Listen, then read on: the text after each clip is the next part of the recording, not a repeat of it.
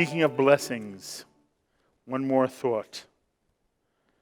An important aspect of contemporary Jewish life that should not be overlooked, especially on the high holidays. We Jews live today in the most amazing, exciting time of Jewish history since the destruction of the temple by the Romans in the year 70. We are the generations who have witnessed the rebirth of Jewish sovereignty and the flourishing of a modern state of Israel.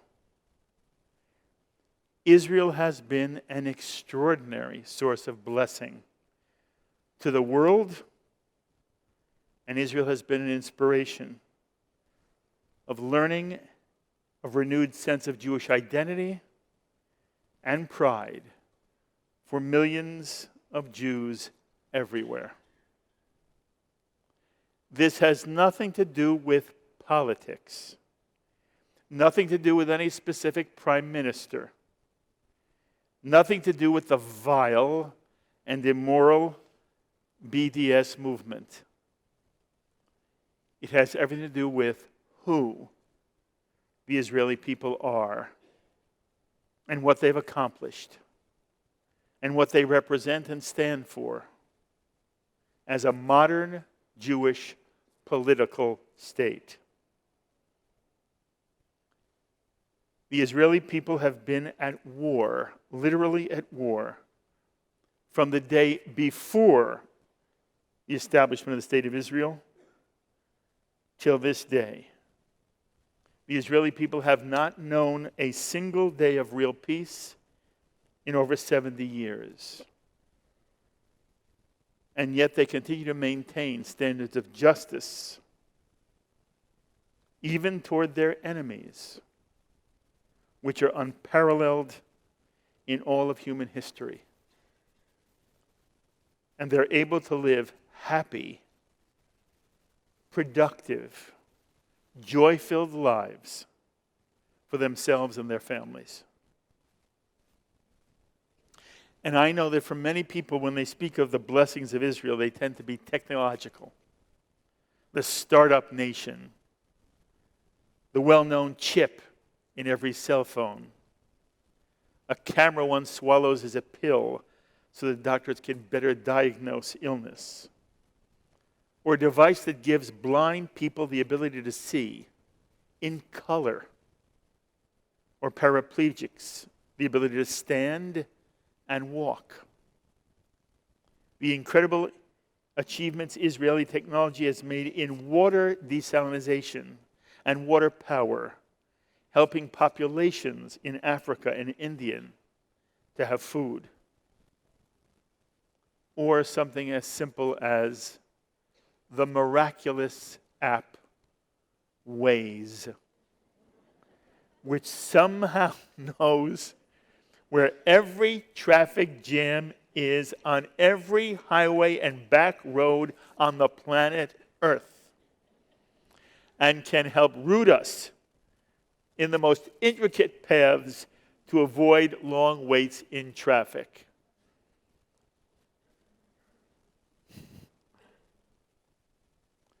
All these technological advancements that have brought blessings to the world are certainly reasons for pride in Israel, as are Israel's 12 Nobel Prize winners, beginning with Shmuel Yosef Agnon winning the prize in literature in 1966.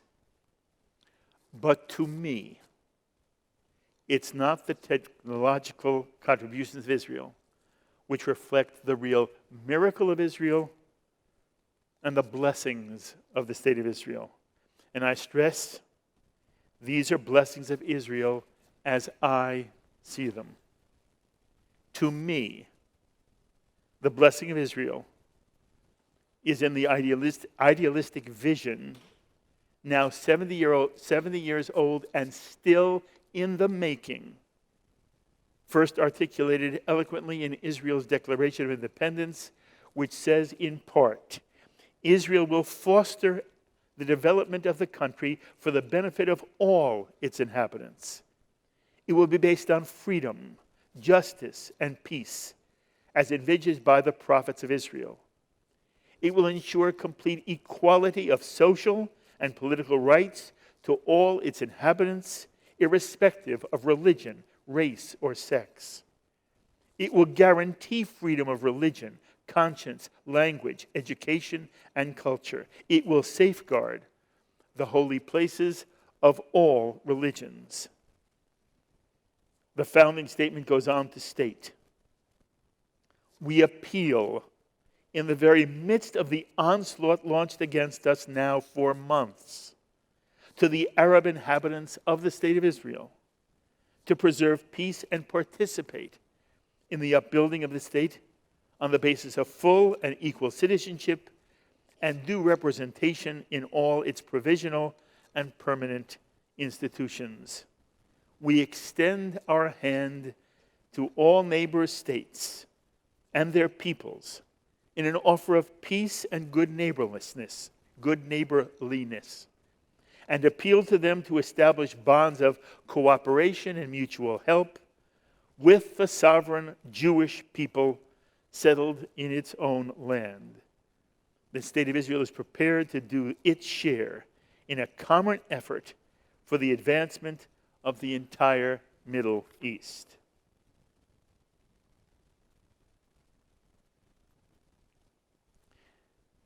It is as beautiful a statement of idealism as is the American Declaration of Independence. And just as the Declaration of Independence is still a work in progress, so is the Israeli Declaration of Independence.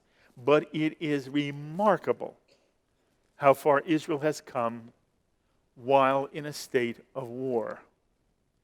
To me, the blessing of Israel is its unique embrace of democracy, which not only assumes as axiomatic full rights of citizenship for Arab Israelis, Christians, Muslims, but is a democracy which has Arab Knesset members with an Arab party in the Israeli parliament whose platform is the destruction of the Jewish state of Israel, which would be considered sedition in any other democracy, including ours in the United States. In the same vein, Israel is a society that permits its Arab citizens to celebrate the Nakba when Arab Israelis commemorate the catastrophe of the establishment of the State of Israel. Israel is a society where Arab college students study in universities alongside Jewish Israelis. The blessing of Israel is a story of Nabil Aboud Ashkar, an Israeli Arab who grew up in Nazareth, Israel's largest Palestinian Israeli city, situated 2 hours out of Tel Aviv. Nabil began violin studies in Nazareth at the age of 8. After high school, he attended Tel Aviv University, graduating with a double major in physics and music. After graduating Tel Aviv University, Nabil moved for a time to Germany and pursued a successful career as a concert violinist, a soloist. In 2006, however, Nabil returned to Israel, to his hometown of Nazareth, to found the Polyphony Conservatory, where Arab and Jewish high school students study and perform together, taught by Jewish and Arab teachers, many of whom are musicians in the Israel Philharmonic Orchestra. Nabil Aboud Ashkar's Polyphony Conservatory currently has 130 students and produces musicians who go on to attend world-class conservatories and a fabulous career as classical musicians. While Lebanon forbids Palestinians to be doctors. The blessing of Israel is that Palestinians are welcome to be doctors and nurses, where Palestinian Jewish doctors and nurses work side by side with Jews at the leading Israeli hospitals, where Palestinians and Jews are patients together, and where Palestinians who murder Israeli civilians are treated in Israeli hospitals equally. Israel is Palestinian Israelis who are lawyers and judges. The blessing of Israel is Salim Jubran, a Palestinian Israeli born in Haifa in pre-state Palestine. Jubran attended Hebrew University, where he earned a law degree and began a private practice in 1970. 12 years later, Jubran became a judge in Haifa and was the first Arab Israeli to chair the Central Elections Committee, where he banned the Likud party's political advertisements on the grounds that they were, quote, racist and almost certain to hurt the feelings of Arab Israelis and disrupt public order. In 2004, Salim Jubran was appointed to the Israeli Supreme Court, the second Arab Israeli to sit on Israel's highest court, and Justice Jubran was one of the 3 Supreme Court justices to uphold the rape conviction that sent former Israeli President Moshe Katsav to jail for 7 years. In 2017, Jubran was elevated to the position of Deputy Chief Justice, a position he held until his mandatory retirement at age 70.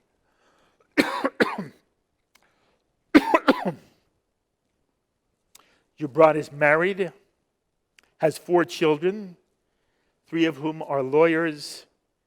His daughter, Rina, was the first Arab Israeli woman to complete a cadet course in the Israeli Foreign Ministry, and she served as a diplomat on behalf of the State of Israel. Jubran refuses to sing Israel's national anthem because it refers to the soul of the Jew.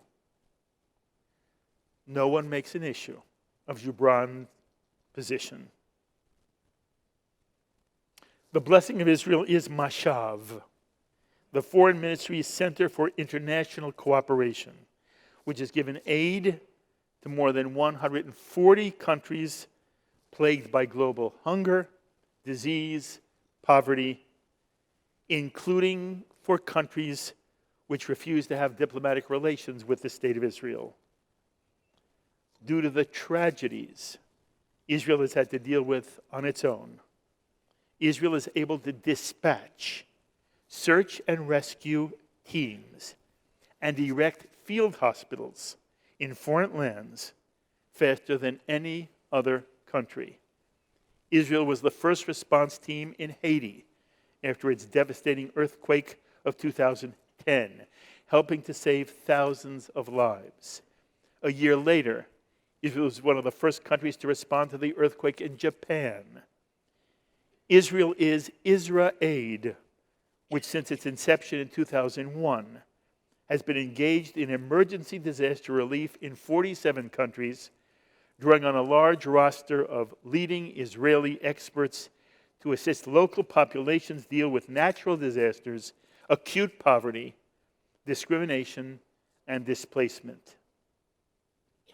Israel is a safe haven for those fleeing Vietnam, Bosnia, Kosovo, and Darfur. And despite the ongoing enmity of the Palestinian leadership toward the Jewish state, tens of thousands of Palestinians from the West Bank are treated in Israeli hospitals every year, most for cancer or heart problems, many of them children. and Israeli medical care even extends to the leaders of Hamas and Fatah sworn to Israel's destruction.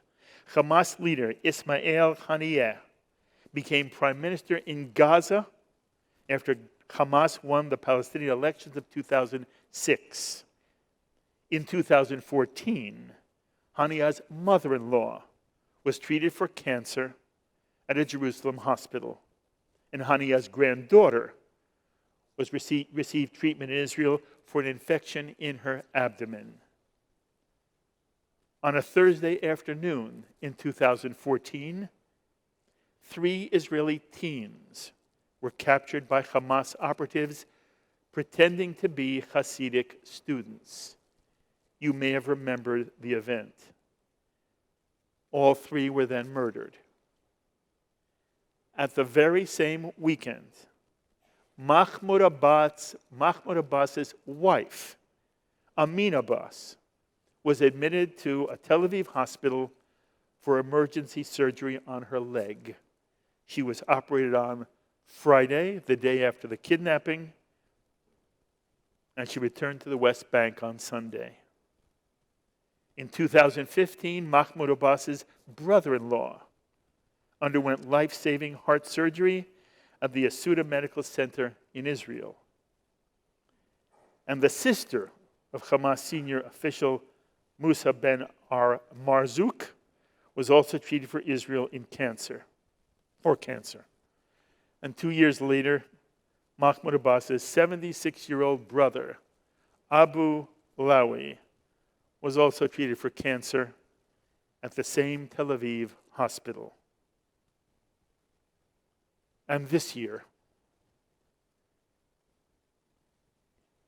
in a gorgeous story run in Haaretz, it describes an organization called Derech Hachlama, the Road to Recovery. It's a group of 1,400 Israeli volunteers, including retired army officials and Jewish settlers, who pick up Palestinians from the West Bank and Gaza checkpoints and drive them to Israeli hospitals for medical treatment. Established in 2006, Derech Hachlama drives 30 to 60 Palestinians to Israeli hospitals every day. This is the blessing of Israel. The blessing of Israel is Dr. Salman Zarqa, a former colonel in the IDF Medical Corps who served on the Syrian border. Dr. Zarqa now serves as director of the Ziv Medical Center in Tzfat, Israel's most northern city closest to the Syrian border. On a nightly basis, the IDF sends rescue units across into Syria to bring wounded Syrians into Israel for medical treatment.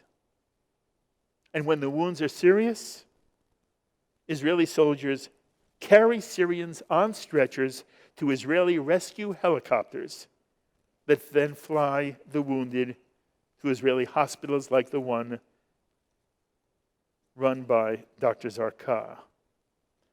Dr. Zarqa's hospital has also delivered 19 Syrian babies and sends prescriptions with patients back into Syria. For me,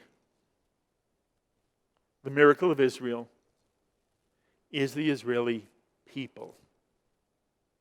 Who they are, what they stand for, what they're doing in the midst of building their homeland. And it goes without saying, better yet, it need not be said. Israel is a work in progress. What country isn't? What society isn't? No one should say that Israel is perfect in the Greek sense of perfect. But in the Jewish sense of perfect, Israel is remarkable.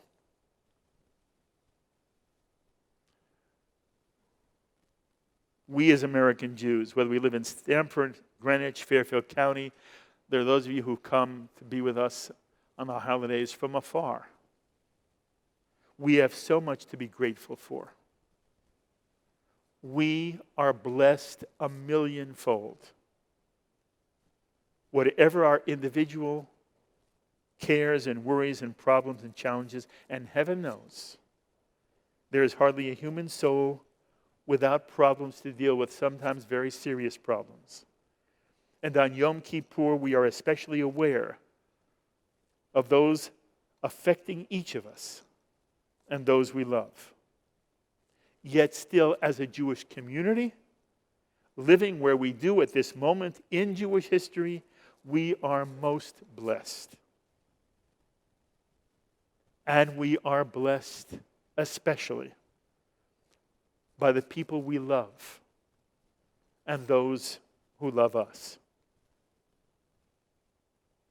At the same time, as a community, we are also the recipients of the blessings of the state of Israel, which has become the center of our Jewish family, with a culture and a society that enriches our lives as it brings blessing to all humanity. On this most holy of days, when we appreciate every blessing in our lives and strive to find better ways in the year ahead to bring blessings to those we love,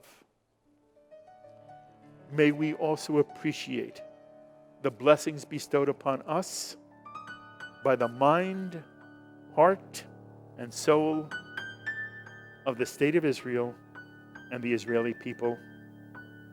And we all say,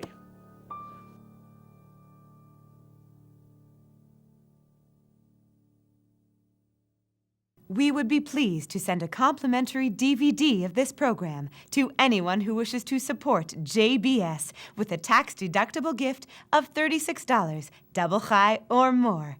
Simply visit the JBS website at jbstv.org and click on the Donate button to make a donation by PayPal or your credit card. And please, indicate the program for which you would like a DVD. Or you can send your tax-deductible check to JBS, P.O. Box 180, Riverdale Station, Bronx, New York, 10471. And again, please remember to indicate which program you would like to receive with our compliments.